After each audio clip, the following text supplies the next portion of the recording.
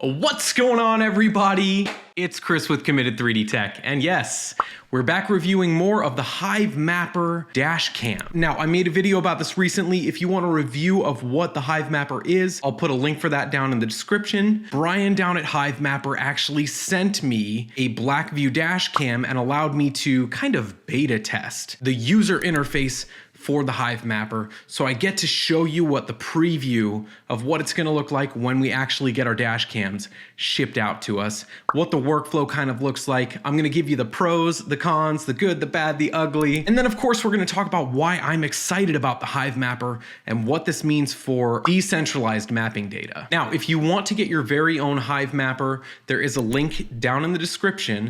Now, currently there are two Hivemappers. You can get the Hivemapper DashCam, or you can get the DashCam S. Keep in mind, the original DashCam will be shipped out summer of 2022, whereas the DashCam S won't be released until closer to the end of 2022. And with all that out of the way, make sure you smash the like button for the YouTube algorithm, and let's get to the content. Shoryuken.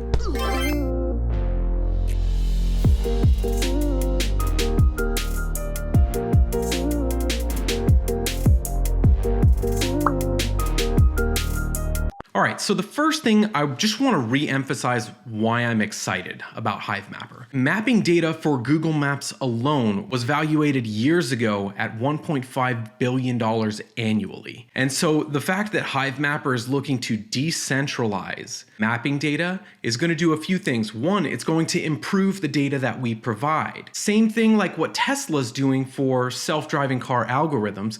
Because it has all of that data coming in from consumers, they get to use all of that anytime that self-driving mode disengages. Similar with that, mapping data, when we are all out in the field, we're providing more mapping data. And on top of that, we're also going to be providing more up-to-date data, which is very, very valuable.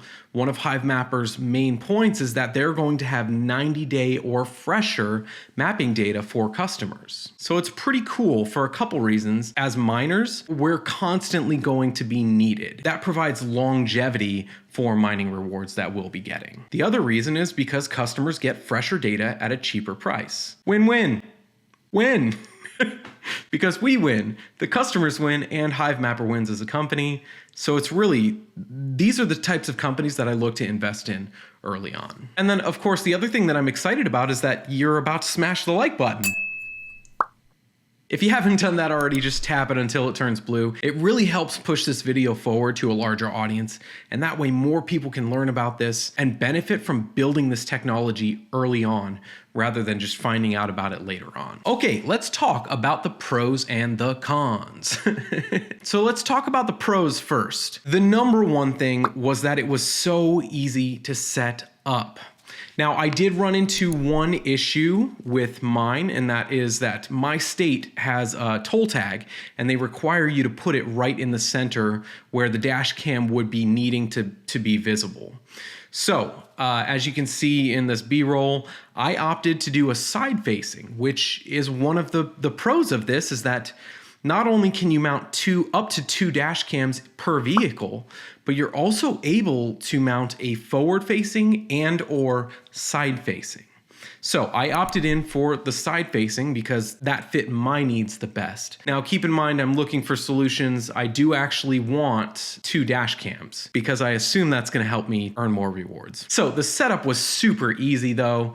Of course, since this is just the test camera, I didn't actually install the cords under the trim.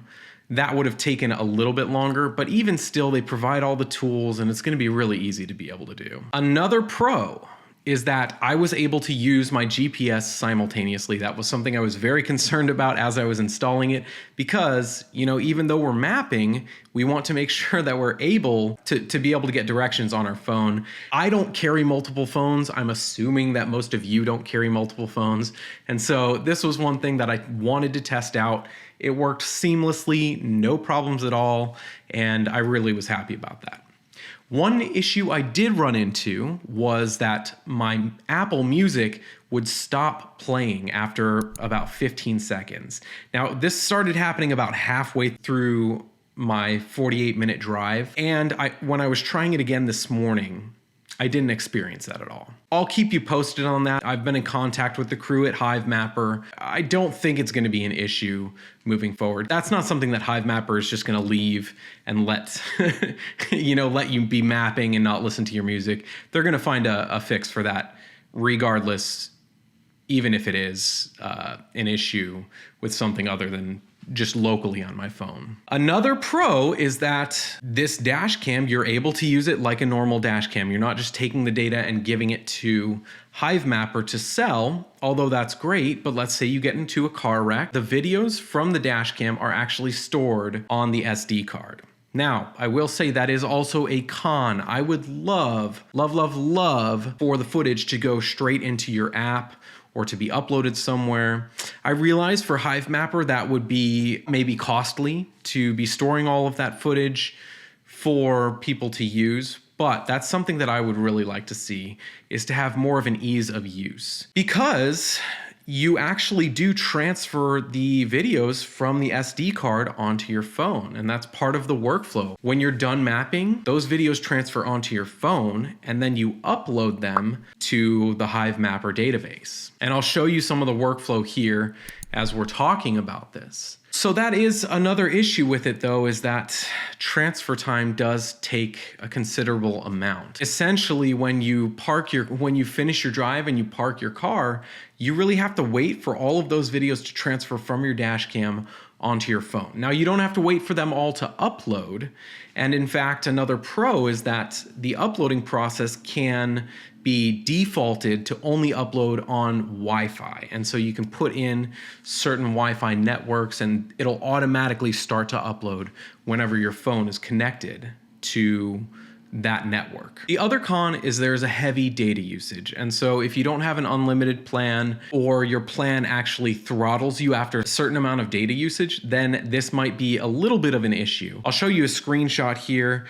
This is looking at like a month of data usage. Hivemapper has used almost an entire gig after less than a day of utilizing the app. So data usage is high. Another con is that you have not smashed the like button yet for the YouTube algorithm. The other thing is that the app does go a little bit slow while you are either mapping or transferring / uploading any of the tiles that you have mapped. And then the last con that I would say is that I have seen trouble with the app uploading the files in the background. So after I'm done, I've parked my car, I wait for the files to transfer, I turn off my car and I leave. I would like for the app to just upload all of those videos in the background. Now keep in mind, I checked my phone pretty frequently just because I wanted to see what was happening. Long term, so like if I just left it over a day, it might still be uploading in the background. I just haven't tested that out fully yet. So in the next video, we'll talk about that a little bit. Keep in mind, with all of these cons, the reason I'm telling you these are really just so you can expect this when you get your Hivemapper. They might have a lot of these bugs worked out by the time they actually ship. And to be honest, the reason it doesn't deter me is because of the cost benefit. I can easily deal with some of these things. I'm still able to do everything I need to do and map at the same time. Plus, all of the rewards that come from this, especially doing it early on before they worked out all the bugs, and it's super easy to do, they're probably going to be larger than a year from now, 2 years from now, 10 years from now, 20 years from now, when the rewards might not be as large. Now, I will say I'm excited because I did a 48-minute and 45-second drive, and I mined roughly 13,435 tiles over 35 kilometers. Now keep in mind that's an estimate. I'm still waiting for all of those tiles to process.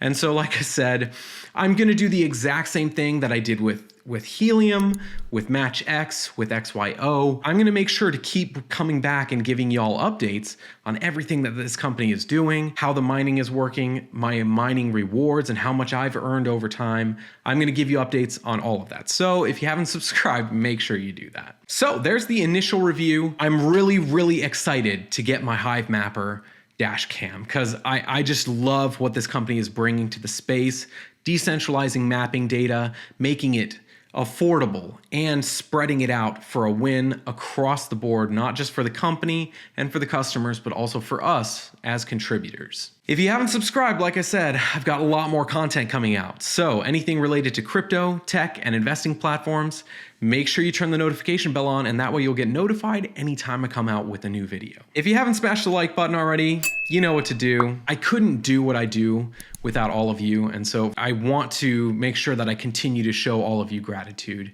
whether that's just from thanking you or from doing giveaways, things like that, just being a kind person and going out of my way to help people. It's all because I get to do this because of all of the comments, all of the likes, watching the videos to the end.